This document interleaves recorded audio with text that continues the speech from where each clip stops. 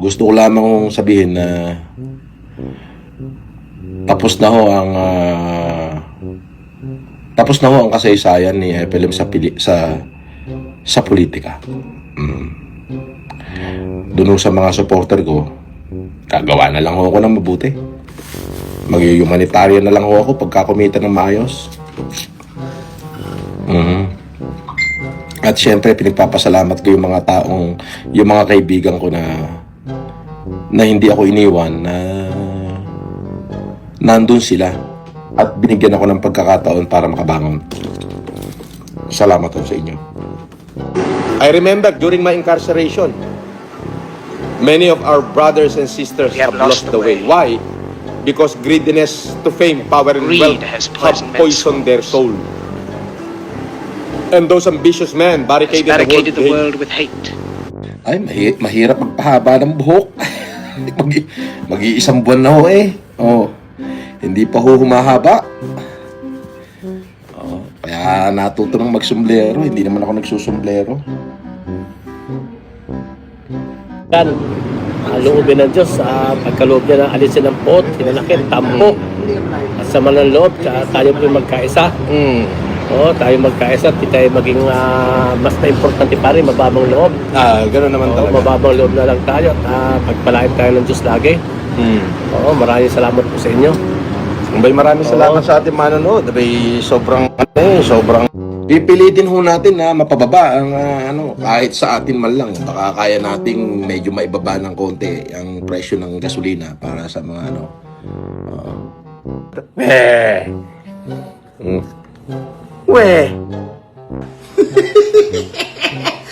kape-kape lang! At dun ho sa mga nagsasabi na yung akin pong humanitarian sa Burgos, Ilocos Norte noong February 25 and 26, sa mga nagsasabi ho na yun ho ay galing sa donasyon, hindi po. Yun po ay matagal ko nang naipon. Yun pong iba doon ay yung mga natira ko pa sa mga nakalipas kong humanitarian. Yun po ay sarili ko at collective effort po para maisakatuparan. Yung pong mga taga General Mariano Alvarez Cavite, ha? Hanapin niyo po si Casper, si Engkong Saranya. Ayan po ang chairman ng Pugad Lawin. Pwede po kayong humingi ng tulong sa kanya. Okay, ngayon po, dumating po dito. Sabi ko nga, titipirin ko sana yung pera ko para ipamigay sa mga nangangailangang estudyante. Binas nila yung estudyante, wag na lang. Ganun kasimple. Napakarami ho naming mayaman. Ako po, wala akong problema. Mayaman ako, marami akong pera, marami akong pagkain. Kaya ko hong mamili ng kahit anong gustuhin ko. Ganun na rin ho yung mga empleyado ko. Pero, ang sabi po ng aking mga magulang ay hindi ka dapat mabuhay para sa sarili mo lamang. Wala ba akong pambayad ng abogado? Tingnan mo nga yung mga korte kung sino yung mga abogadong tumatayo sa akin. Ako lang ang nag-hearing, na pag nag-hearing ako, lalo na nung kalakasan, kasagsagan ng trial ko, 14 yung abogadong dumarating. Gusto mo pangalan? Bigyan kita na isa. Mga kupal, paano yan? Finish na. Kala ko si Casper yung CP. Bakit? Hindi ba pwedeng content lang yun? May CP si Casper. Eto, for my subscriber. Ganun lang yun. Kung sino maniwala, edi sa kanya. Parang kahapon, sino yung naniwala? Doon. Edi yung naniwala, nagka-12,000. Ganun lang yun. Simple-simple. It's not an obligation. Di wag kayong sumali. Problema ba yun? Di ko konti lang ang pagpipilian ko, di ba? Bakit di mo babanggit utang ni Pacquiao? Inggit ka? Inggit ka? Ito si Yulin Budol talagang, hinahanap ka na ni Miss Love. Sineset up ka na. Nung mga binudol mo, puro ka daw $1,000,000. Wala daw nakita sa'yo kahit pisong doon.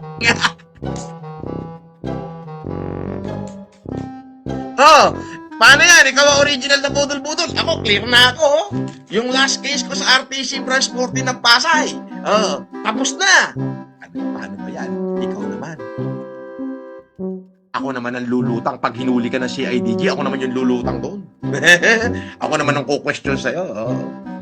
Di ba kiniklaim mo, pinsan mo si BBM? Yun eh. Di ba kiniklaim mo, pinsan mo si BBM? Ayan, ako naman ang gaganon sa'yo ngayon. Sabi niya, I represent, you represent the Marcoses? No, mutla I represent myself. Ito, bukod.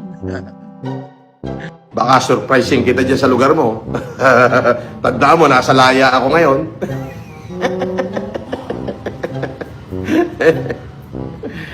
Nasa laya ako ngayon, baka puntahan kita, putosan kita dyan sa lugar mo.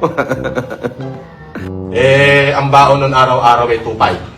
Ang kakainin niya, mga 150 to 200. Yung 2-3, pamimigay sa kaklase Puta, nag-speech ako sa Zamboanga, sa Ateneo de Zamboanga nung panahon ni Teresa Lobregat. Tanda ko yung speech ko nun eh. Yung anak niya estudyante graduating, si Kimberly. I was 23 years old at I'm 27 years old at that time. Sa Zamboanga, Ateneo de Zamboanga. Sabi ko, I have not come here to give you additional problem, Madam Governor. But I can say today that Zamboanga creates. Binibidyo ka na. Binibidyo ka na. Binibidyo ba ako? But I can tell you today that Zamboanga creating a new change of this world, the new change of this country, the new change of this era. It is according to the person who live in the capital. Grabe, speech ko naman. Wala munang picture taking, magkarga muna kayo. Karga! Ayan po ang ating mga kabigasan. Hahaba niyan. 40 tonner ho yung truck na yan. Tingnan nyo yung truck ng Mexico na liit. Okay, yan. Mas madali. 200. 200. Kargaan nyo ng 200. Ayan. Ayan na.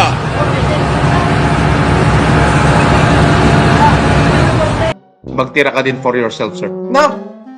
Actually po, meron po naman akong lupaing konti dito na siguro ang total ay mga mahigit 100 pa ho na ektarya. May tanim na mangga, may basaw, alam mo yung basaw, yung parang fish pond. Merong may hito, merong may tilapia, may tanim na saging, may tanim na kamoting kahoy, may tanim na kanin, na bigas, may tanim na mais. Doon sa may gawing bulubundukin, kila Tatang Berto, yung Tatang Berto, si Nanang Remy, meron sila maisan, may sagingan, mahal nila ang lupa. Okay. So, regarding po sa kakainin, may kakainin naman. At marami naman.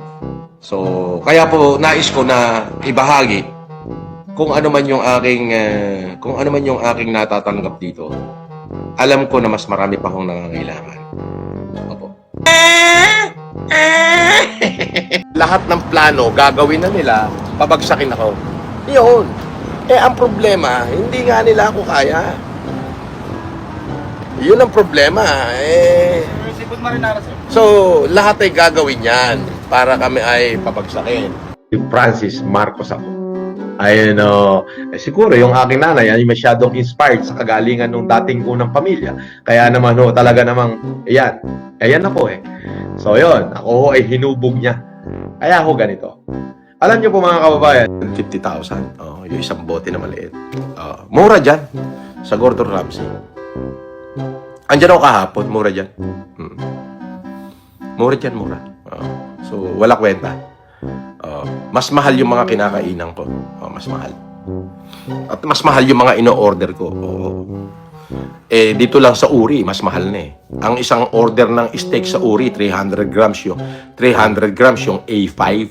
500 grams pala yung A5 na Wagyu, isang order nun, 9,000. Oh. So, just sa Gordon Ramsay, mura dyan. Mura, as in mura. Afford. Minsan ba napaisip mo na ikaw gusto mo sumunod pa interview kay MJ Labang kina Casper at Pugenius? Curious lang ako. Bakit naman ako magpapa-interview labang kay Pugenius? Si makagago leader nila. Ikaw naman. Gamitin mo nga yung utak mo, ang bobo-bobo mo. Hintayin mo, kapag lumabas yung pinaboran ako ng korte sa mga kaso ko sa kanila, sama-sama sila. Una si MJ kasi si MJ leader nila. Kompleto kami ng ebidensya na hinikayat niya sila to unite against me. Ayun yun. Ako ay ex-convict, convicted criminal at scammer.